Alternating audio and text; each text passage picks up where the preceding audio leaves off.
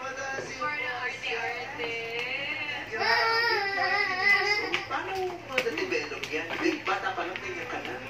Hindi naman po. Mahilig po kasi ako po, especially po, mahilig po talaga akong mag-watch ng tamang po kapag mag-comment po yung mga barata po. Alam mo na yung comment sila po? Hindi po. Tinatake note ko po yun. Talaga? Aba. Parang class na rin ba ang TNT para sa kanya? Yes, Nagtitake na nagsastudy Kaya alam niyo yung mga pyesa. Paano ka namili ng pyesa today bilang fan ng TNT? Kasi po, ngayon po, wala po ngayon si Dad.